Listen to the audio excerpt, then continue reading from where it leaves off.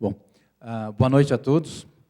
Bem-vindos a mais um programa, uma palestra do programa Ciências 19 Horas, que acontece de março a junho e de agosto a novembro, dezembro. Geralmente na terça-feira de cada mês. Okay? Essas palestras são gravadas e disponibilizadas no nosso site, que é o www.ifsc.us.br/ciência19H. E ela também passa no canal 20 da NET, a TV local a cabo daqui, e também o DVD fica disponibilizado na biblioteca do IFSC. E nós disponibilizamos os DVDs para aqueles interessados, em escola pública, por exemplo, nós disponibilizamos, e se alguém tiver interesse, a gente disponibiliza também, e o custo é só o custo de custo mesmo, do material. Okay? Bom, e o nosso programa, ele acontece graças ao apoio que nós recebemos do próprio Instituto de Física de São Carlos, na verdade, da diretoria, dos dois CEPIDs aqui do Instituto, né, o CEPOF, o CBME, que agora mudou de nome, e do Instituto de Estudos Avançados, aqui de São Carlos, e da Pró-Reitoria de Cultura e Extensão. Hoje é um dia muito especial, né, que o convidado é especial, então, eu acho que eu não estou na altura de apresentar ele, eu quero convidar o professor Sérgio Mascarenhas para fazer a apresentação. Agora você já começou a falar coisa que não é... Eu acho que você tem todas as honras de ter feito, está fazendo esse esforço maravilhoso que você fez, que você faz, né?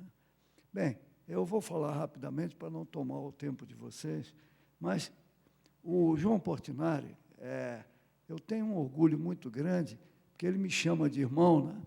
Então, eu tenho aquele prazer extraordinário de realmente me julgar irmão dele, né?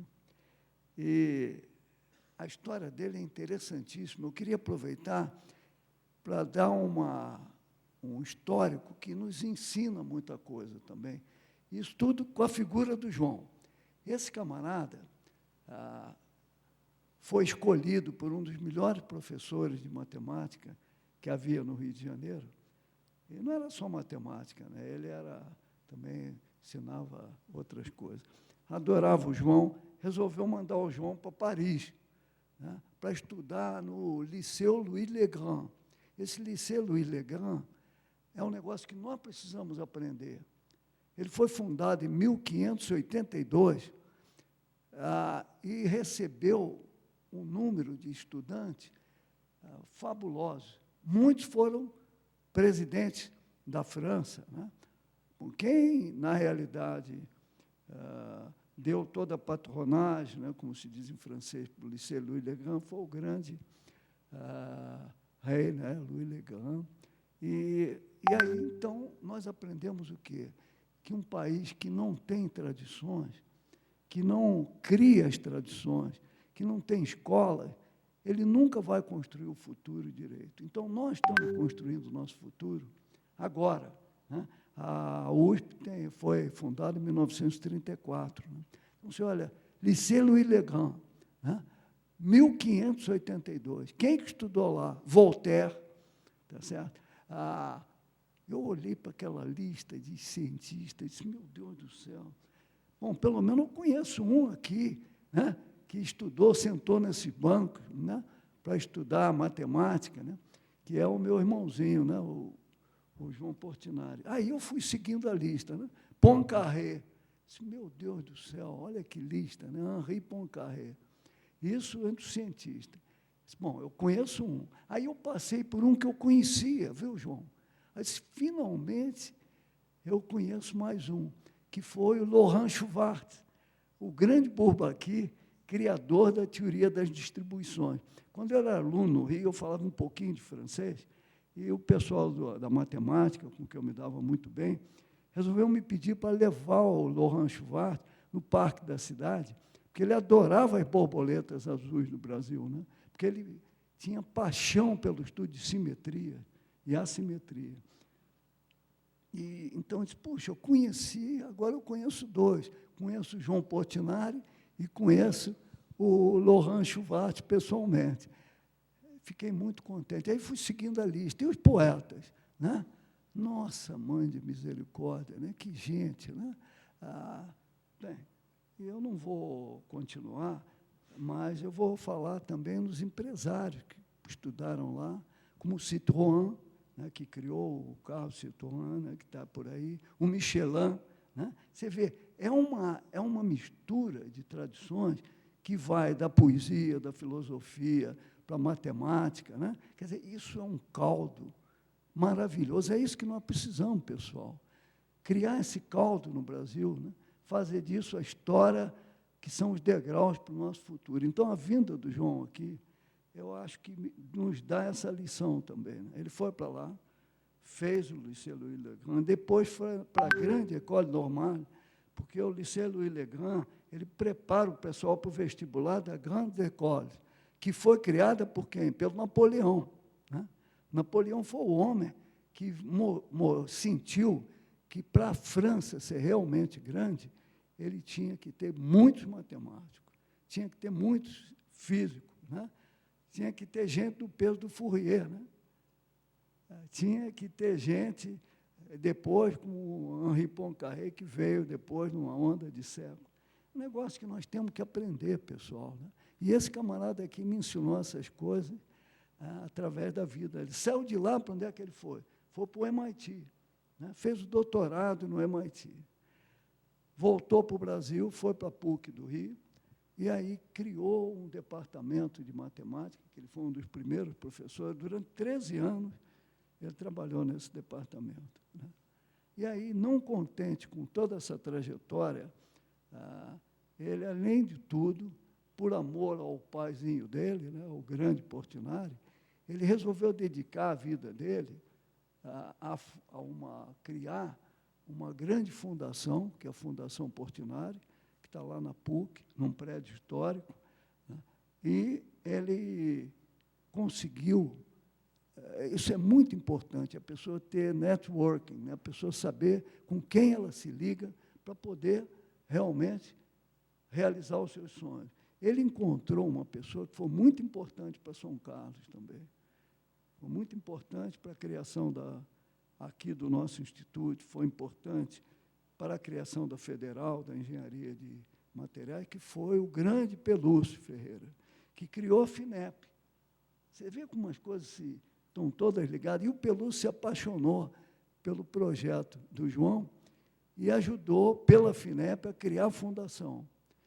Eu me lembro dessa época, né, de todo o sonho dele, porque ele está sempre sonhando e realizando os sonhos. Então, ele criou a Fundação Portinari para resgatar toda a obra do pai dele.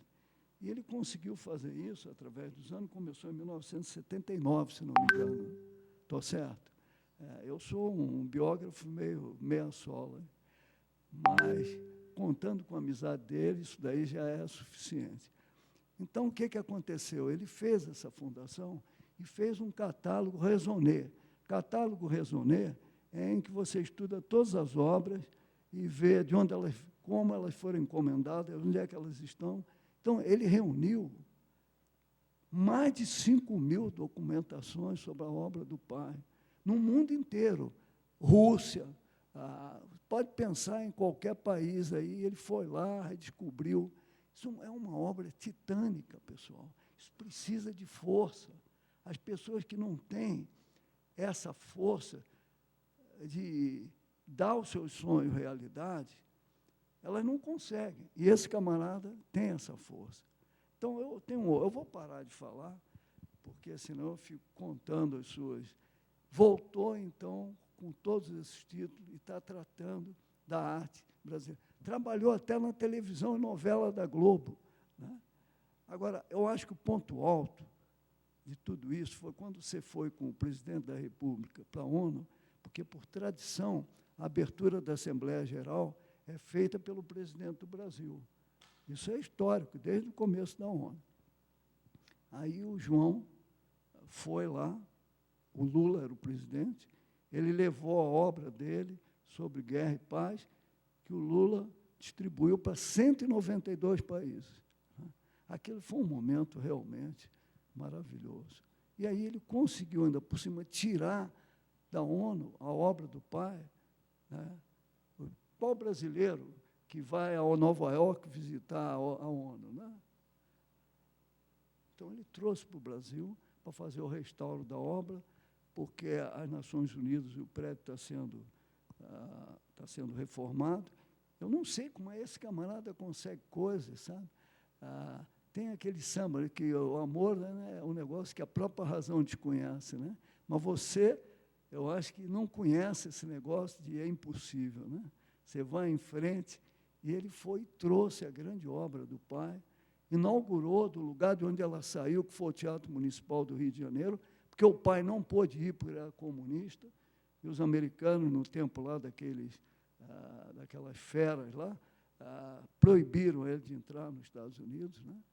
E ele, então, resgatou tudo isso. A obra está aqui no Brasil, sendo restaurada. Ele já levou essa obra para vários lugares, né? Em São Paulo, foi realmente monumental no centro da América Latina, no Memorial da América Latina. Então, João, é uma satisfação extraordinária ver você aqui. E dou parabéns ao Luiz, que fez essa convite, sonhou em te trazer aqui, né? E nós estamos agora aqui nas suas mãos, na sua cabeça, no seu sonho. Muito obrigado.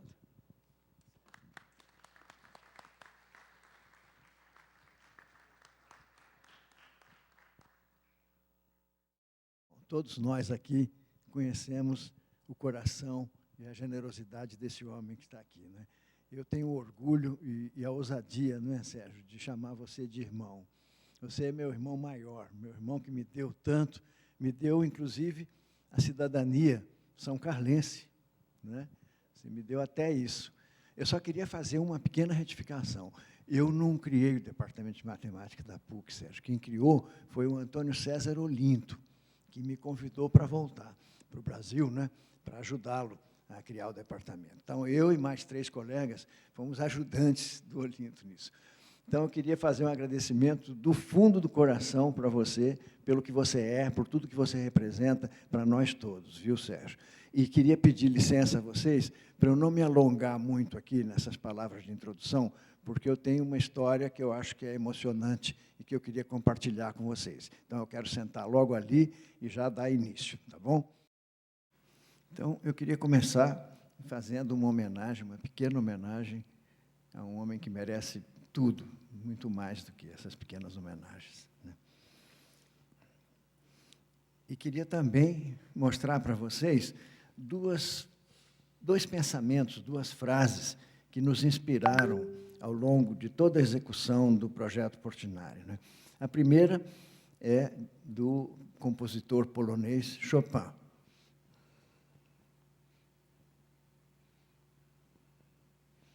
Ontem mesmo, numa entrevista dada aqui para a Tati, né, aqui do Instituto de Física, ela perguntou qual é a importância da arte, né, para uma nação, e aí me ocorreu imediatamente responder com a frase de Chopin. E a outra é uma frase que liga, é um pensamento que liga a arte à cidadania, né, que é essa aqui.